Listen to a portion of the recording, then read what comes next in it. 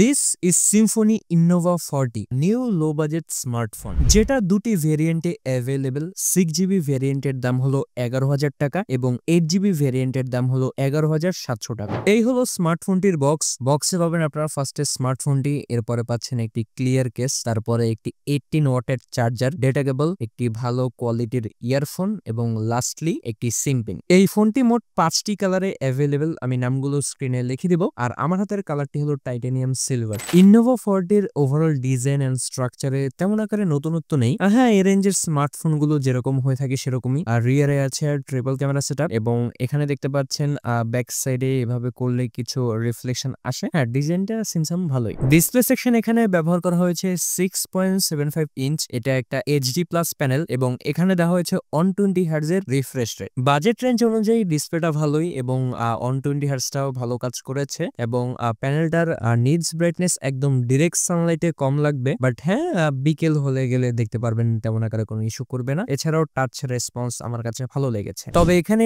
Due drop নচের বদলে dot notch দিলে ভালো হতো। আর এটি IP52 সার্টিফাইড, যার ফলে এটি এরকম পানির ঝাপটা থেকে মানে স্প্ল্যাশ প্রুফ। আর ফোনের সাইডে ফিঙ্গারপ্রিন্ট স্ক্যানার আছে এবং অ্যাকুরেসি টেস্ট করেছি, অ্যাকুরেসি বেশ ভালো। দেখতে পাচ্ছেন আঙ্গুলটা লাগা মাত্রই এটি স্মার্টফোনটিকে আনলক করে ফেলছিল। প্রসেসর এখানে ব্যবহার করা হয়েছে UniSoC T615, এর একটি Geekbench 6 আমরা ট্রাই করেছিলাম এবং স্কোর দেখতে পাচ্ছেন বেশ ভালো একটা স্কোর এসেছে। Asphalt 9টা এই ফোনে আমি প্লে করি এবং গেমের ওভারঅল প্লেব্যাক, গ্রাফিক্স এবং কন্ট্রোলস খুবই ভালো ছিল। তেমন আকারে কোনো ফ্রেম ড্রপ লক্ষ্য করিনি, গেমটাকে আরামসে খেলতে পারছিলাম। হ্যাঁ, গেমিং প্লেব্যাক ভালো, ছোট ছোট গেমগুলো আরো ভালো চল। লেটেস্ট অ্যান্ড্রয়েড 15 আছে এই ফোনে এবং সাথে ওভারঅল ইউআইটা একদম স্টক, সো তেমন আকারে কোনো প্রবলেম হবে না। ক্যামেরা সেকশনে রিয়ারে আছে ট্রিপল ক্যামেরা সেটআপ, যার প্রাইমারি হলো 50 মেগাপিক্সেল, অ্যাপারচার f1.8। ইনিশিয়াল ক্যামেরার কোয়ালিটি ভালোই, মোটামুটি ভালোই শার্প ছবি তুলে, তবে একটু প্রসেসিং এর টাইম নেয়। দেখতে পাচ্ছেন ছবিগুলো বেশি একটা শার্প না, মানে এখানে ডিটেলস এর অভাব আছে। তবে হ্যাঁ, এই রেঞ্জের ক্যামেরা থেকে এর থেকে বেশি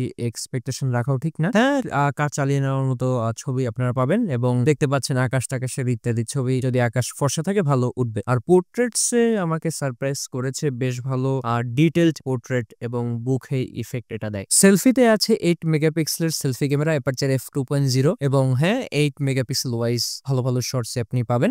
সেলফি ক্যামেরা নিয়ে আমার তেমন আকারে বলার কিছু নেই, কাজ চালিয়ে নেওয়ার মতো ছবি দিতে পারবে আর ভিডিও করতে পারবেন এটা দিয়ে 1080p 60 fps এর নো স্টেবিলাইজার। 6000 mAh এর ব্যাটারি ব্যবহার করা হয়েছে এই স্মার্টফোনটিতে, যার ফলে স্মার্টফোনটার ওয়েটটাও বেশ, এর ওয়েট হলো 210 গ্রাম। তবে ব্যাকআপ নিয়ে কোনো টেনশন নেই, যতই হেভি ইউজ করেন না কেন এটি আপনাকে একদিনের উপরে ব্যাকআপ দিয়ে দিবে আর 1.5 দিন 2 দিন হয়ে যাবে, কারণ যেহেতু এর ডিসপ্লে পাওয়ারও কম এবং এরকম স্মার্টফোন দিয়ে মানুষ হেভি ইউজও করে না। সো যারা একটা ব্যাটারি হেভি স্মার্টফোন চাচ্ছেন তাদের জন্য এটি হতে পারে একটা আইডিয়াল চয়েস। আর সাথে আছে 18 ওয়াটের ফাস্ট চার্জার, যেটা দিয়ে স্মার্টফোনটাকে 2 ঘন্টার একটু বেশি টাইমে ফুল চার্জ করে দেয়। সো হ্যাঁ, এই ছিল সিম্ফনি ইনোভা 40 এর একটি রিভিউ। সিম্ফনি ইনোভা একটি ভালো স্মার্টফোন, বিশেষ করে একটি লো বাজেট স্মার্টফোন হিসেবে এর 8GB র্যাম 11,700 টাকায় এটা খুবই ভালো একটি অফার। সো বেশি র্যাম থাকার ফলে আপনি মাল্টিটাস্কিং এ বেশ অ্যাডভান্টেজ পাবেন এবং ইদানিং কিন্তু অ্যাপস কিন্তু অনেক ভারী, সো ফেসবুক টিকটক চালাতে গেলেও ভালো পরিমাণ র্যাম থাকা লাগে। তো হ্যাঁ, এই ছিল আজকের ভিডিও।